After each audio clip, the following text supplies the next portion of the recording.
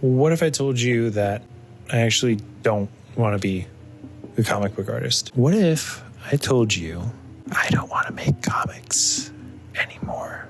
Okay, I do want to make comics. That's not true. But what I do want to do is not make comics my full-time job.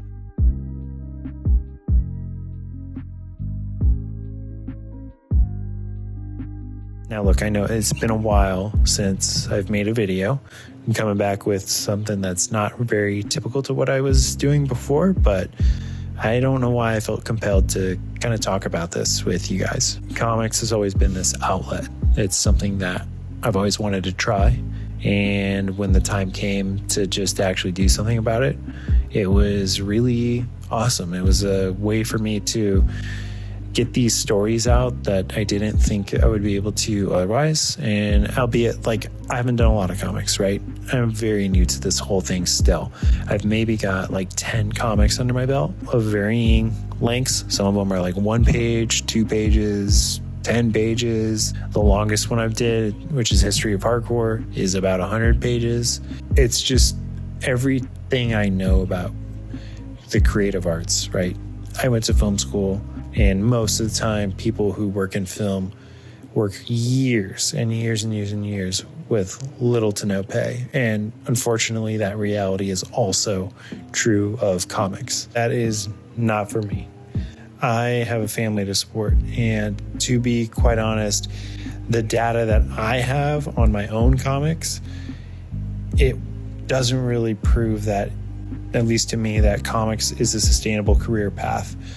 I mean, unless you're like Ed Brubaker or like Nick Dragotta and Scott Snyder, your income is just not enough to live feasibly unless you're like single and have no responsibilities, which that is not the case for me. Now, don't get me wrong. If somebody came along and said, hey, Hunter, here's $1 million. You could do whatever you want and make all the comics that you ever wanted. Yeah, then comics is going to be my full-time gig. I think I'm just generally a slow worker because I have this thing where I like can't jump from project to project, which is funny because I can totally do that in any other space. But when it comes to comics, there's no way I'm doing that. Comics and how I make them, they're for me. As much as I'm making them for people to read, I'm just trying to get something out of my system. Like, there's tons of things that I have written that no one's ever even seen because well, for one, I don't have the time to actually draw those books, and I also don't have the money to pay somebody to draw those books for me. So they're just sitting on the back burner, and that's fine because I already got out what I needed to.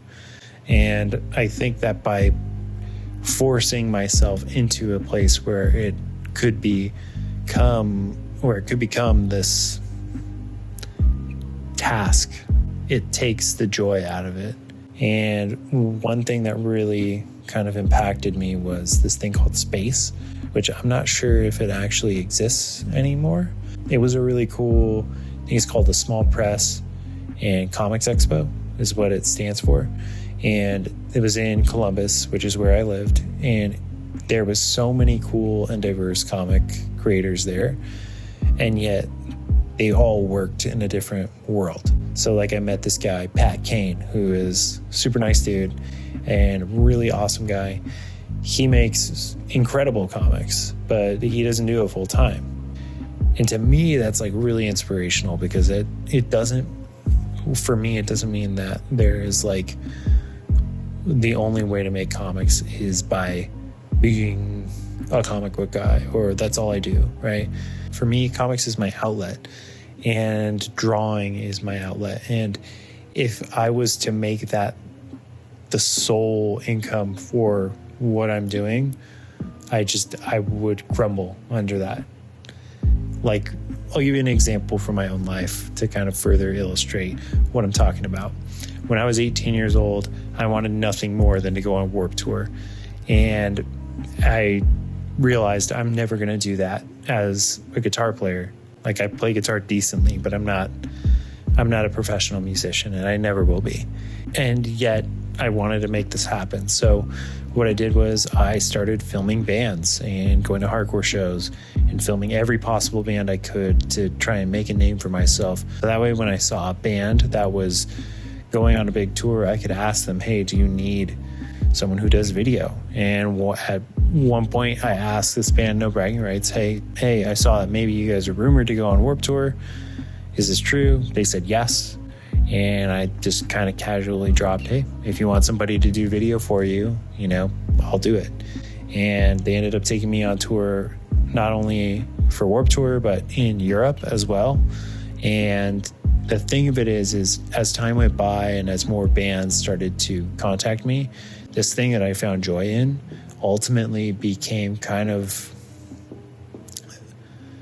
just a hassle. What it boils down to is it just became a hassle for me. Right now in my life, comics is not a hassle, and I don't ever want to make it a hassle. And not to say like working full time is a hassle, which it can be, but I wouldn't ever want my outlet to become something that is more than just my avenue to express myself. I don't know. Overall, I don't really know if I'm going to make anything out of this video, but I just wanted to get it out of my system. Really, I just needed to say that, hey, it's okay to not be doing comics full time. It's okay to feel like you're just doing something for fun. And there doesn't always need to be a monetary gain, or there doesn't always need to be some immediate payoff. You can just do something and put it out there, and there doesn't matter how many likes or clicks or whatever it is it gets. Like, it is for you, and that is more important than any other kind of gain that you could get from it. Also, I'm really tired. My family is asleep right now. That's why I'm talking so quietly. I'm not trying to wake them up. As you can see, my desk is a mess. I'm in the middle of working on some books. I think that there's some of the best pages in here that I have ever done, and I'm hoping to either release it on Kickstarter or through a publisher. I am not the writer on this project, so it's a little bit of a different situation for me than I would normally have, but I am pretty stoked about it. I think it could be pretty cool. And I've also got, I don't know if you can see it, but I've got thumbnails for another comic that I'm working on with another writer that I am very stoked about. And after these two projects are wrapped up for a while, I'm going to get some more of my own comics out there. And, hopefully by that point I can maybe try to swing working with an artist, because there's a couple stories that I would love to tell, but I just don't have the time to draw them. And well, thanks for watching, everybody. I really appreciate it. And I will see you all soon.